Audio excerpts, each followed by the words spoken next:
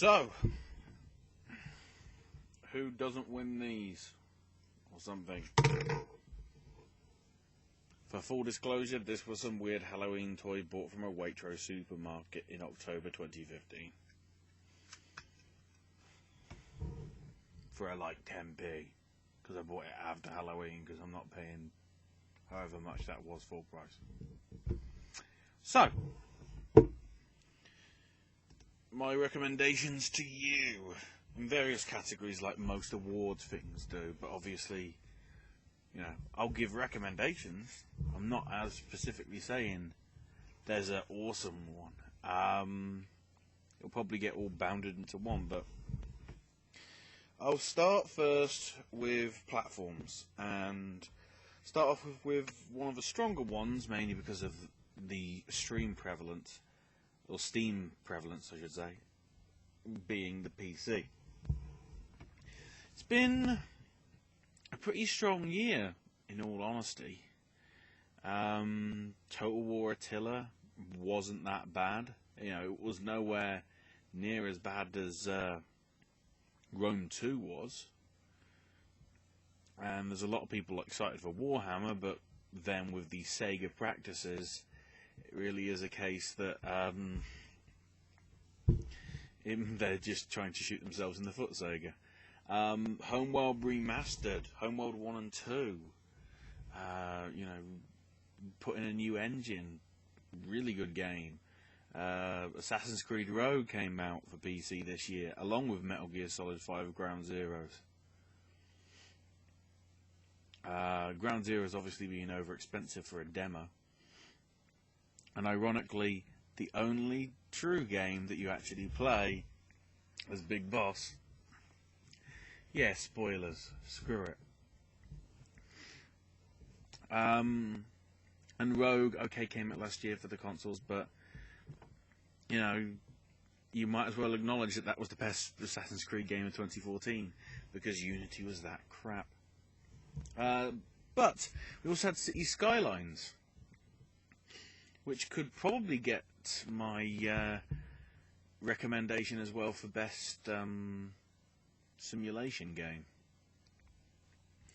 because it did everything SimCity didn't, as in no DRM, and actually worked.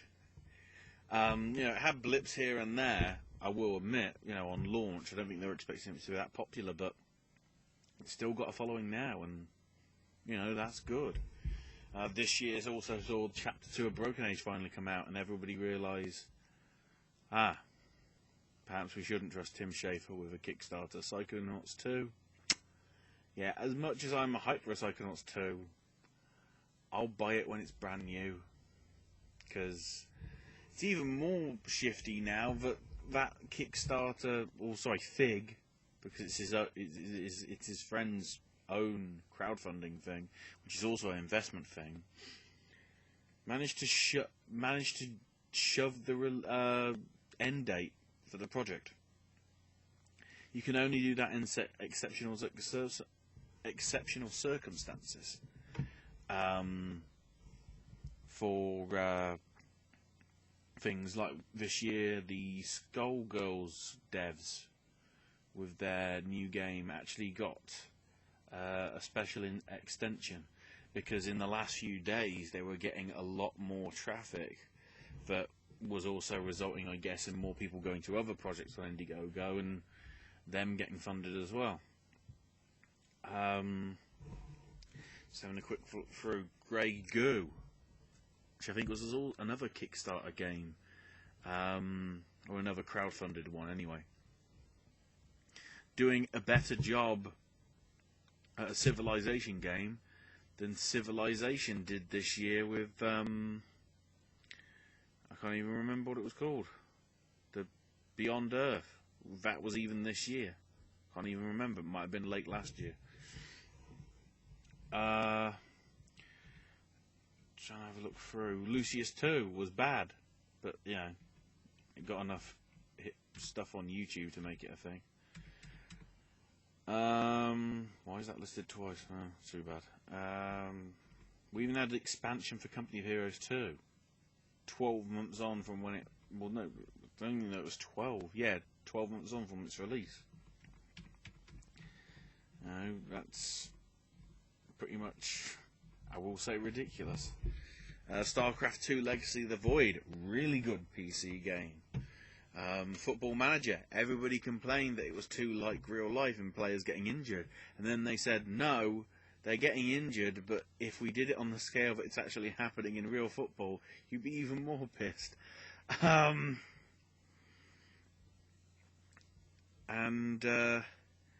Then, of course, you've got the ones that didn't even get retail releases.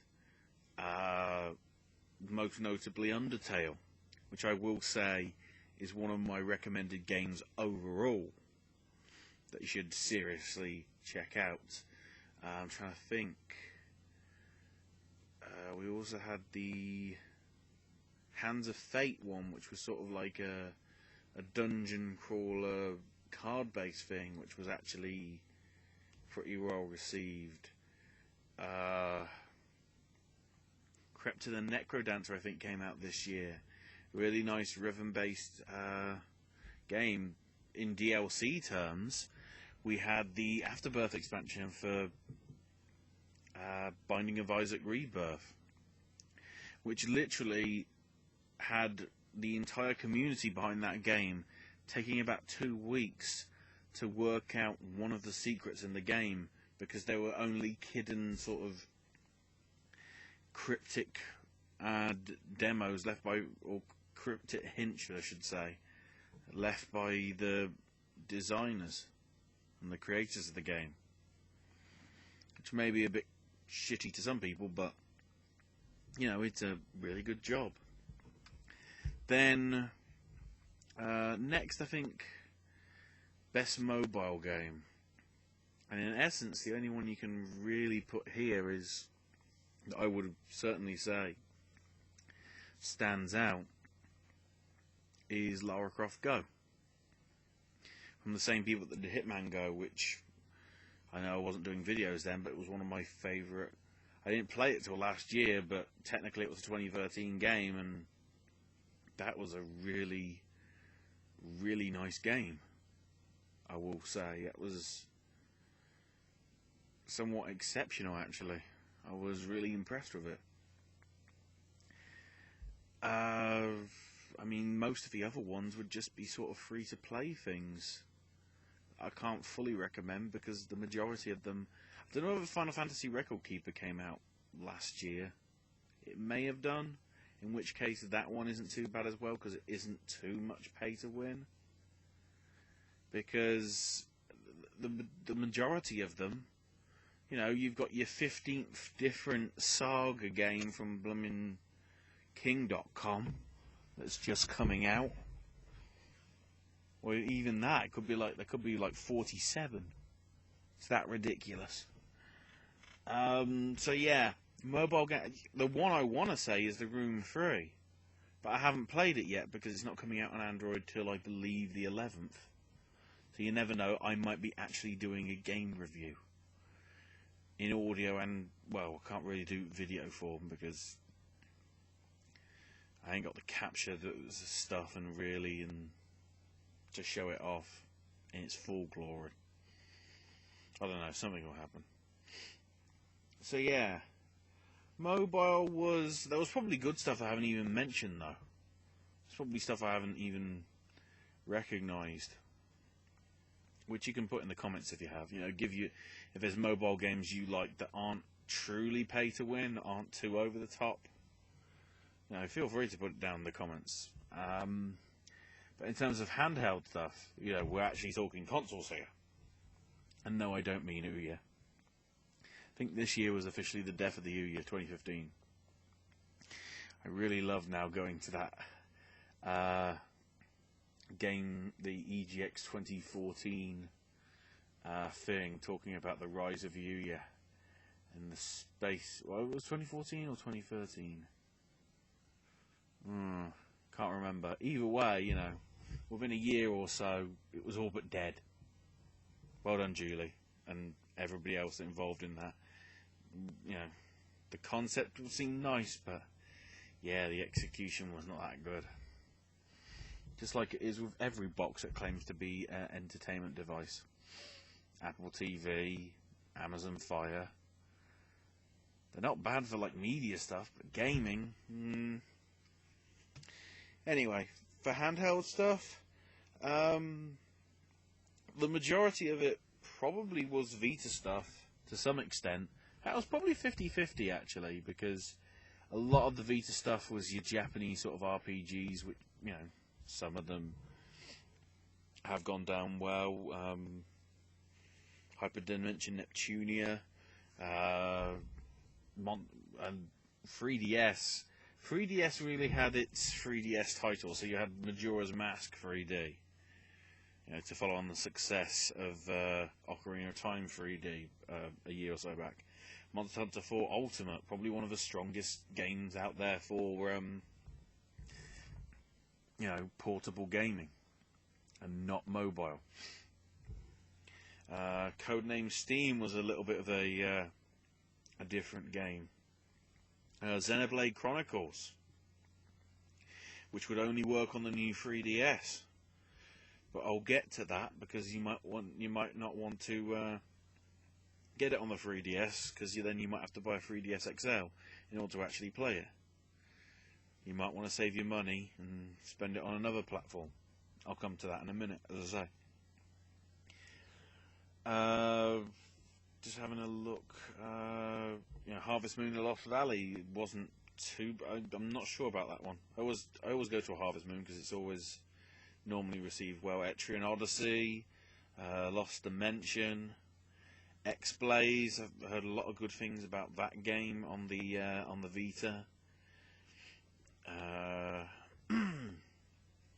Are you smarter than the fifth grader? Did that get re-released? What? Chibi Robo Ziplash, which, you know, a lot of people did hate, and, you know, I don't think it's a rubbish game. It's just an average game. It's something that, you know, it's worth just getting for the amiibo. In fact, it might be just worth buying the amiibo if you can. Because, you know, Chibi Robo is a great character. The original games are better, admittedly, but I don't know. I guess that's the best you're going to get, or something. Persona 4 Dancing All Night, really nice port on the Vita. Zelda Triforce Heroes, alright in its own way, not truly exceptional. Not the best Zelda game that came out for the 3DS, arguably. Which the irony is, it was a remaster from 15 years before that was actually better. Awkward. Yokai Watch, you know, that really got a good following. You know, got to recommend that to some extent as well. And Mario and Luigi Paper Jam right towards the end of the year. Nice little game. No, not too bad a year. Not exceptional, but the fact that Vita is getting a lot, you know, with your PS Plus, you're getting a lot of good games there. Yeah, the reason why I'm not mentioning a lot of them is because I'm only trying to bring up the ones that are only on that platform. There's plenty of multi-platform ones that are on those platforms. Said platforms a lot. For the Wii and Wii U, and yes, I have to say Wii as well, because obviously a couple of the games that came out, like Bella Latino and PSA World Tour Squash, were actually Wii games, but obviously are backwards compatible on the Wii U. But you wouldn't know that because barely anybody makes Wii games anymore. That makes sense. So yeah, Kirby and the Rainbow Curse, or Kirby and the Rainbow Paintbrush, depending where you are in the world. Pretty good game. Mario Party 10, pretty awful. Splatoon, very good. Yoshi's Woolly World, very good. P.S. Why did America have to wait 5 months? Just a question. Devil's Third, pretty atrocious. And when you see the scalpers trying to make people spend $90 on a game which isn't even rare, you know you're in trouble. Rodea the Sky Soldier, which isn't too bad. You know, it's not exceptional, but you know, not atrocious. Super Mario Maker, really good.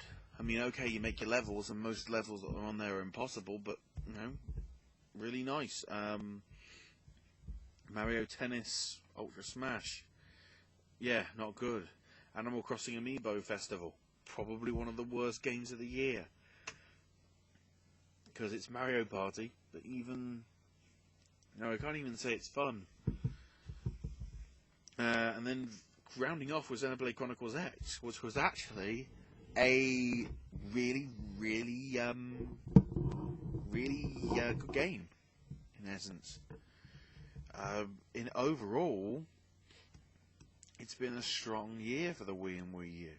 Okay, there's been, games like Mario Party and Animal Crossing and Mario Tennis and Devil's Third, but Kirby was good. Splatoon was Splatoon was excellent. Whether I give it best shooter, I'm not sure. I do love the fact though it's trying to take the shooter into different territories. I will appreciate that. Probably if you were going to give it best new IP, that would be one, because I think sequels in that franchise would work.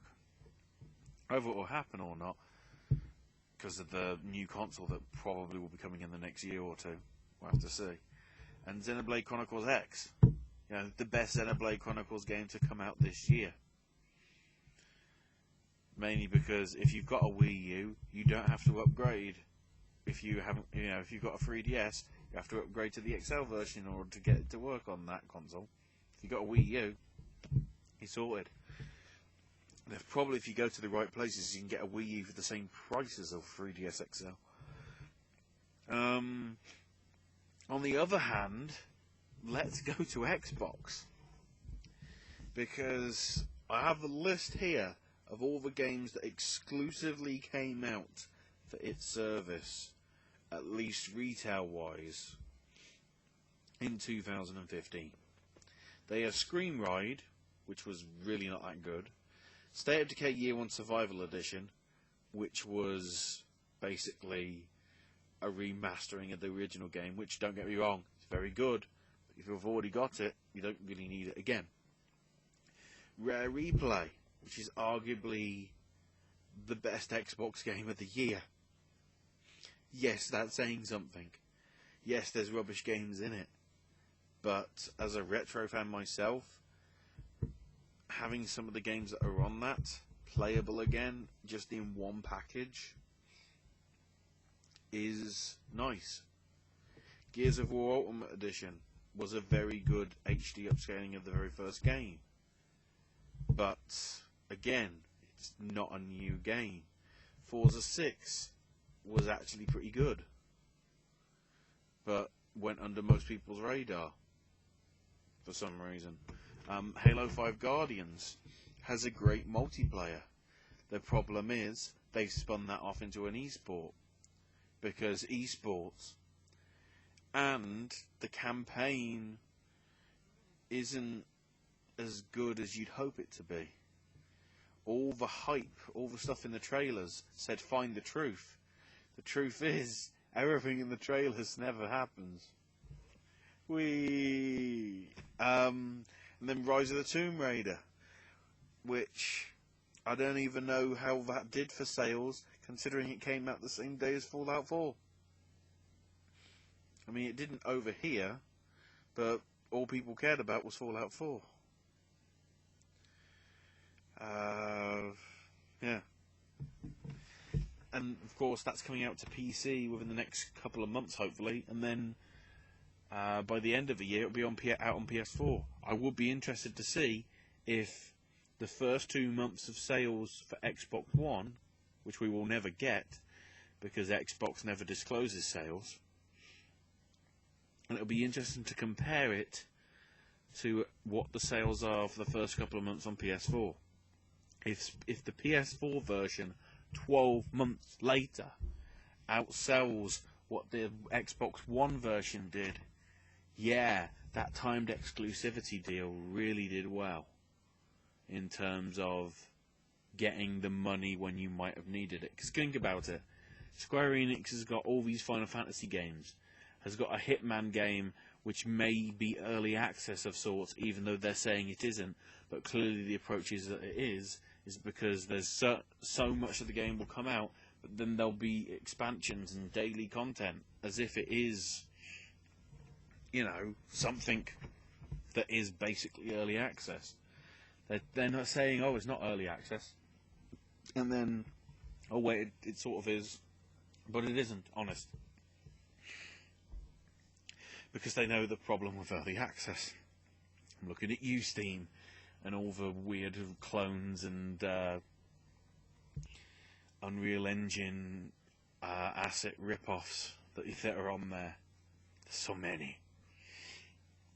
And then we come to Sony's lineup, which admittedly is about nearly 10 times as long. Some of them are admittedly not exclusives, such as did Raven's Cry? No, Raven's Cry did come out for PC, but it only came out on console, on PS4 and PS3. That might be why it was crap. Awesome Naughts Assemble had its console debut this year. It's pretty good. Order 1886 looks really beautiful. That and Star Wars Battlefront would clearly be like the most visually stunning games, probably along with Witcher 3 and things like that. But, in terms of content, I mean, I don't know how much it's even going for now. If it's about $20-25, it's not a bad deal. It's not even it's not a great deal. It's not a bad deal. At $60, that thing was a rip-off. I'm glad that I saw other people streaming it and recommending to people, yeah, it's a rental, but it's not a full price purchase. But they got the traffic to their sites and whatever when they were playing it, so it had some sort of effect. But then, of course, April was Bloodborne time. And Bloodborne was a really exceptional game. The DLC that came out, barely a couple of months ago, was really good as well. So, yeah, that was, we had a good game on the platform. Ironically, 10 and 10.2's HD ports were also pretty good as well. So give a recognition to that. Speaking of that, we also had God of War 3 Remastered. So now, I don't think God of War 1 and 2 are yet playable on the PS4, I'm not sure. Don't think so. But the remastering was actually a pretty good job. From what I've seen of the people streaming it. Then we have Godzilla.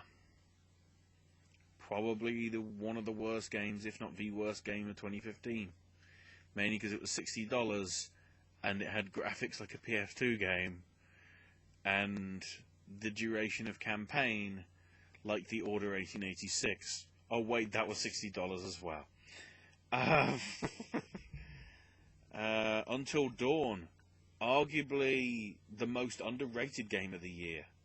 2 years ago, that just looked like a Cabin in the Woods ripoff, especially when it was only for PlayStation Move. And then the game came out with some sort of functionality because of the light bars and stuff, but or the tilt controls and the controller.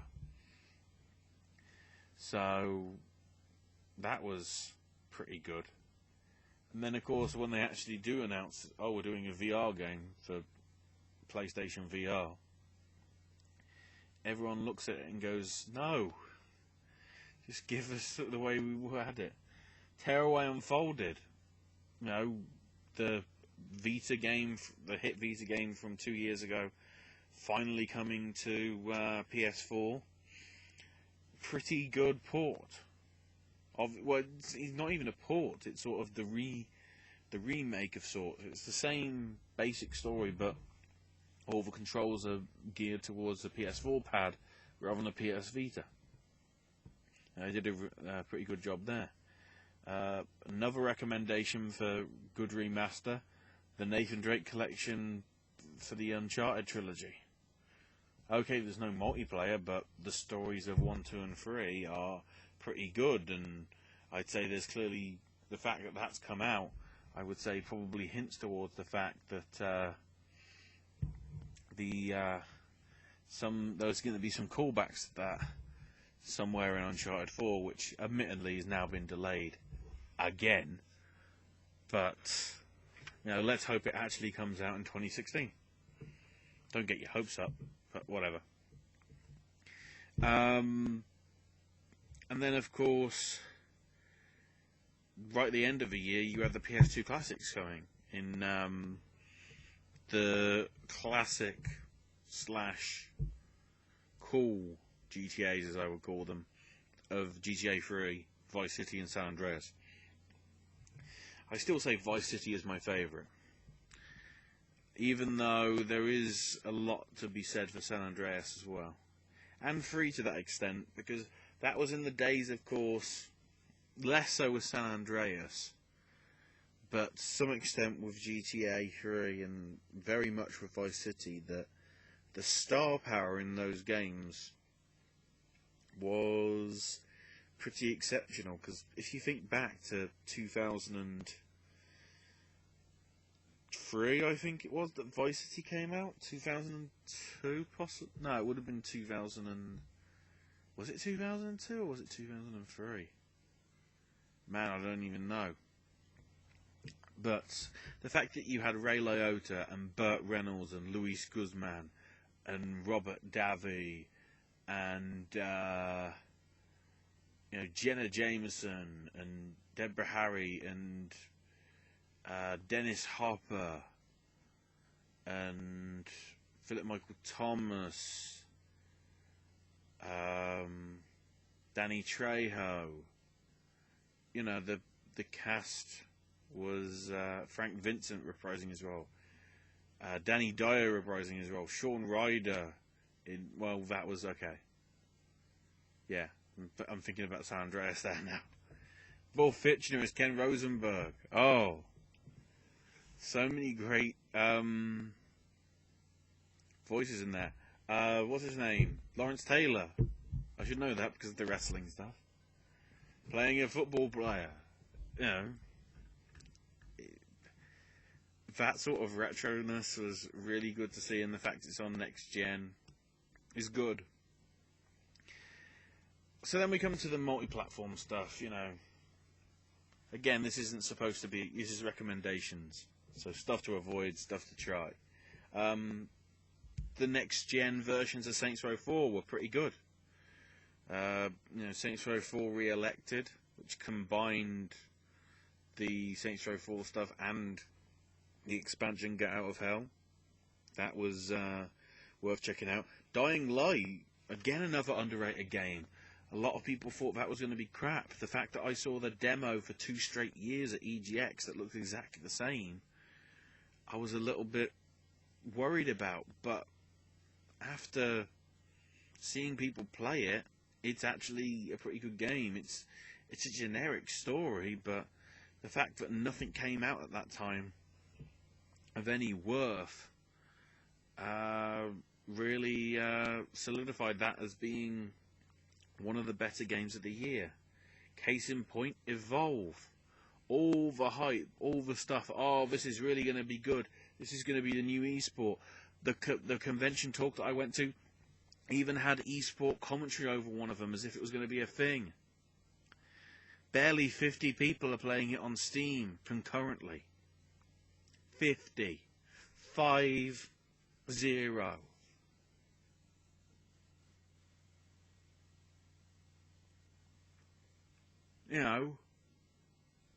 Or I guess 5. I'm doing it the wrong way. I'm doing it in my mind. That really is... Admittedly, that's only the PC stats, but that's all you're going to get. You can't really look at what people are doing on the console stuff. But yeah, Evolve. And the main issue that had, and which is the problem, this was the trend that quite a lot of games had. The hype was so big that the game under-delivered. Star Wars Battlefront, a lot of hype. Turns out you didn't really get the full experience. Order 1886, a lot of hype. Didn't get the full experience. Evolve, hell of a lot of hype. Really didn't get the experience. you know, keep still going through. Battlefield Hardline, yeah, that came out this year.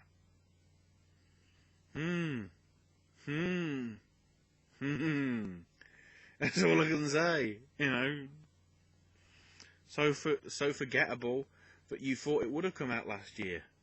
The fact of the matter is, and I didn't find this out until Total Biscuit's video with his arbitrary awards, the best Battlefield game of this past year was Battlefield 4. Because they actually got a tiny little LA studio to keep development on the game and expansions and stuff, and have kept that game alive when everybody wanted it to die. And turns out there's actually a good game in there. But EA didn't give a damn until, 12 months down the line, when they got a tiny little studio being pretty much pushed 24/7 to make it good. Resident Evil Revelations 2, not a bad episodic game. I can't say it's the best episodic game of this year, because in the same year we had Life is Strange come out, which was very strong. Tales from the Borderlands, which is very strong. Game of Thrones, which was not as strong but still pretty good. And then Minecraft Story Mode has been pretty good for, admittedly most of them are Telltale, but don't nod. I'd say that Remember Me was underrated. Now people are actually, I don't know if people are now going back to that game, because Life is Strange proves that Don't Nod really suffered there, because Remember Me is a pretty good game. Like Life is Strange's. But Life is Strange is getting more recognition because, of the story of the characters. See the stuff that's in the media. Another remastered edition that did really well. Borderlands. The Handsome Collection. Borderlands 2 and the pre-sequel was a really good job. Dark Souls 2 for next gen as well. That was pretty good. Hotline Miami 2. Hard to think it's multi-platform, but of course it came out on PS4, Vita, and Xbox One at the same time as PC. Really good game. One of the best soundtracks out there, along with Undertale and Witcher 3. There's been some really good soundtracks that you should probably check out just on Spotify, although I can tell you the Undertale soundtrack is not on Spotify. Then again, it is technically about 70 tracks, at least. Wolfenstein The Old Blood, the standalone prequel of the New Order, which wasn't too bad a game. Project Cars, after its months and delays, came out, and delay was pretty impressive. Probably tying with Forza in terms of the best racing game that actually came out this year. A really, really exceptional game. Well, in terms of what it contains in it, follows on. Then even if people haven't played the original 2, it's as great as a standalone as well. I have to give recognition there. Payday 2 had its Xbox One and PS4 version come out, and then it screwed everybody over with the changes it made to the PC. Not as bad as people might have thought. Elder Scrolls, it wasn't too bad, but I'll get the games that came out last year that had exceptional the following year in a minute. Well, actually, no. We'll actually get to it straight away, because Final Fantasy XIV Heaven's Ward came out. Or Heaven's Sword. I don't know how you pronounce it. But that was the expansion that sort of legitimized Final Fantasy XIV again. I think it's not free to play yet. Then again, if it's Square Enix, it will never be free to play. But yeah, that was actually pretty good as well. Then, oh, we get to June. Back, you've seen covered on this channel. The being delayed. The special editions that people were excited for being cancelled because basically the build quality of the Batmobile models that were said to be included in the packages was basically on the verge of, if you blow on it, it will explode into 79 million pieces. Which you'd have thought you'd have got a better build quality and worked out that it will be able to be done on a mass production scale rather than what you just did in terms of, oh, it will look nice on the poster.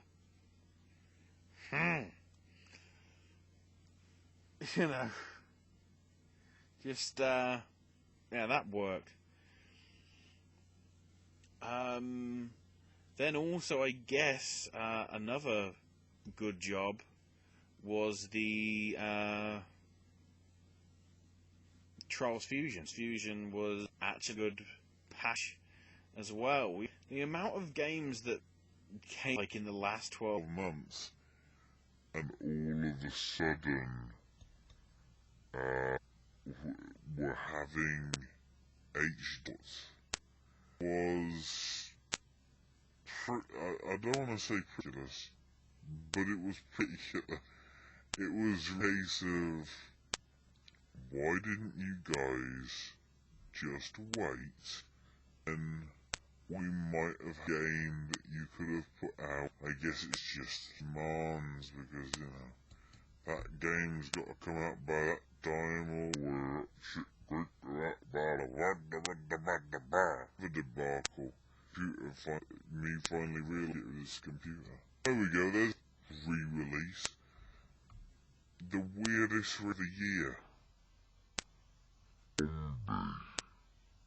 Zombie was not bad. Nobody really about it because, people are bastards. Technical term. Zombie.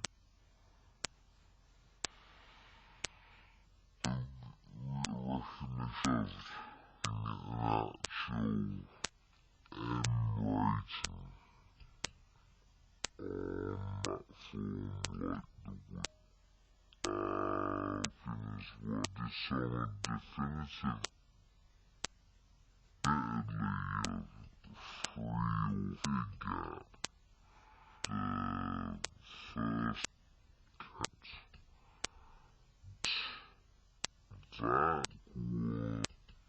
was a pretty game then. And people that haven't experienced it before, it was a good way for backing choice. I'll be honest.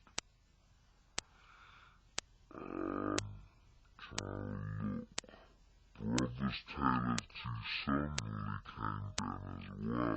Okay, it was 60 MP. That was the game from last year. It was good to see it play. Gear Solid 5. It's a very looking game. Problems with what happened in terms of the actors companies with K and an Onari. I wonder what their name is. But under that, Outcasts was one of the year for videos. We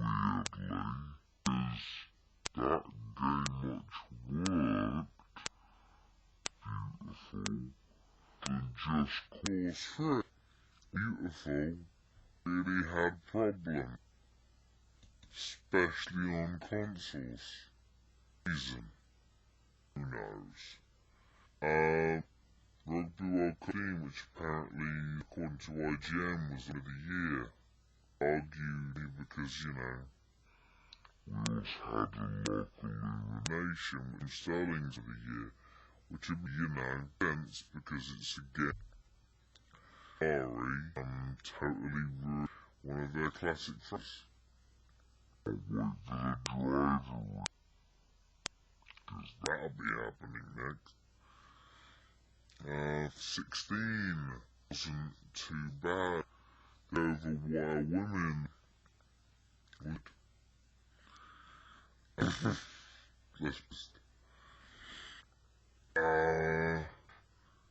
provoker to say it, it's him, but the fact is, you shouldn't.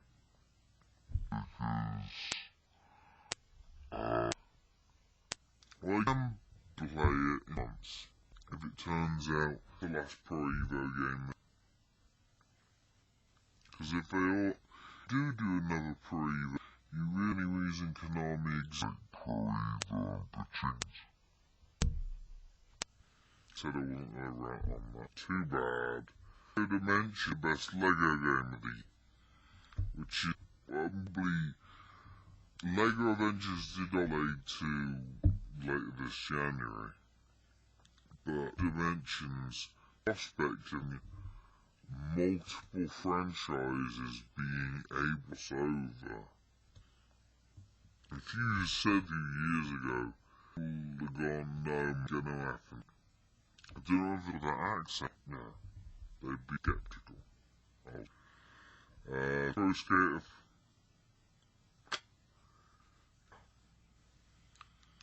one of the worst games of the year just in terms of thing, because people, because of the nostalgia, and they saw that this was the same kind motion control game.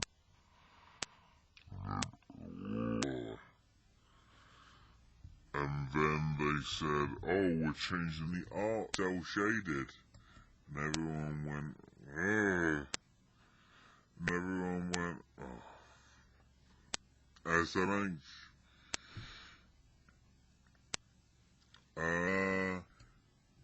Also saw urgence of the team in Rock Band 4 and Guitar Hero Live. Rock Band 4 I'd give them 4. Because actually feel like just playing where Guitar Hero Live is like you're playing live audience, which is a nice experience. Playing it with friends, you're already in front of an audience. Why would you want to think playing on those sort of always like I song, but I'm crap at the guitar drum slash keyboard. Therefore for 3, but we'll go with it. But on this game, I can make it as good. Doing it in front of an audience being crap and then look at you, yeah, there's your self-esteem gone out the window. Transformers devastational from Platinums. This is what you'd expect, Platinum games.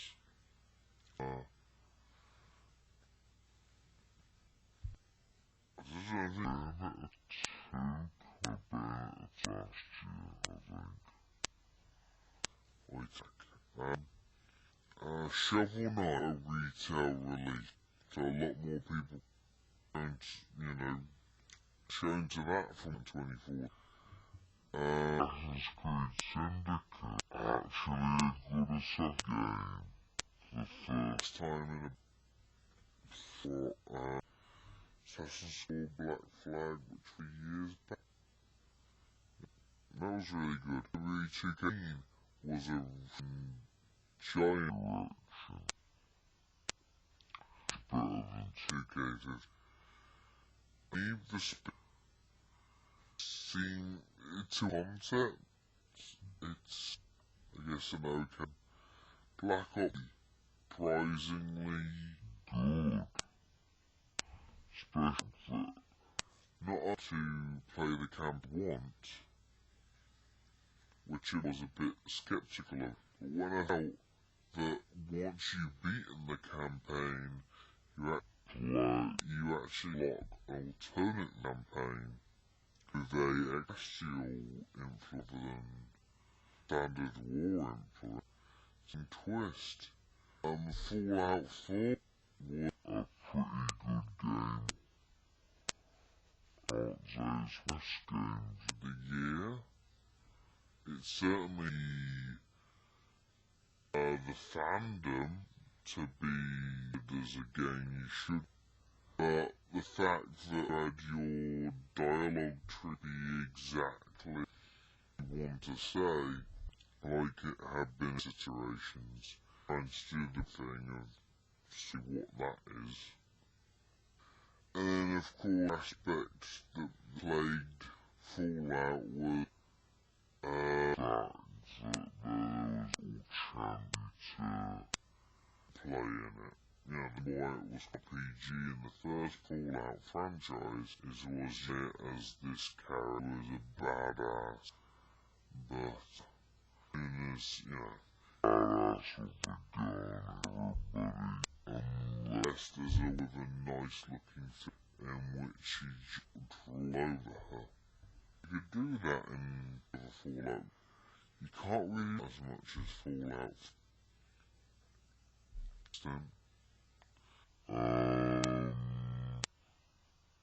And oh no, couple I mentioned, obviously you had the Rainbow Siege, which is against they did to show it off.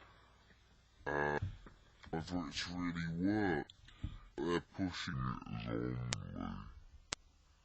and the off-the-sort of stuff you co-op that as a one mode.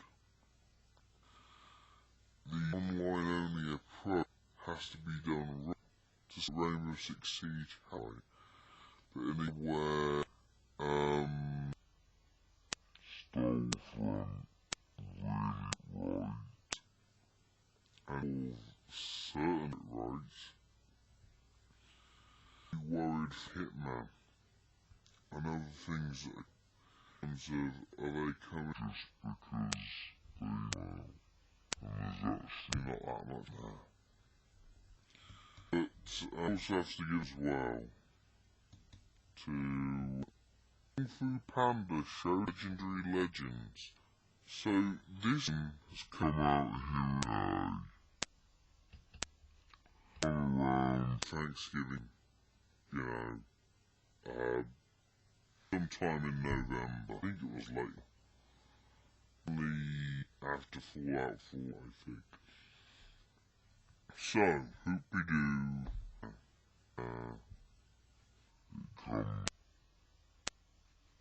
The idea is supposed to have come out with the only problem being Kung Fu Panda come out, at least in cinemas, I think mid-March. So 4 months, and arguably he's really down about it. It's clearly there for Jack Black, because Goosebumps, which came obviously in America, because it's out here with early in January and then on mid-February, a school holiday over here. So yeah, Hollywood, basically out on Groundhog, give or take.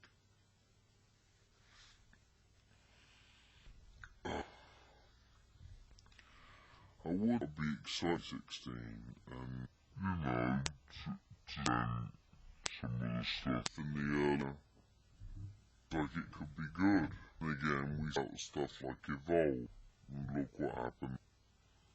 Well, then, there was people even at the time in itself that would, this is fine and all, but, I was right. A lot of people were saying that, it came to be true, should I say. In terms of stuff that we're really next, Resident Evil Origins, I think, is Resident Evil 1 bundled together the packet. Is, apparently there's edition special of Range coming as a retail disc version. To be honest, Joe Marvel Avenger, which looks a pretty little, well, it's sort of Randy's Marvel superhero. So the two Avengers fit with Captain and For the Dark Iron Man 3, I think. This War of Ones action / console comes out this month. Looking forward to that one too. Lots of people put on Enemy Unknown and whatever you want to call it. Again, look at sometimes should be Unravel, the game that won pretty much a lot of people.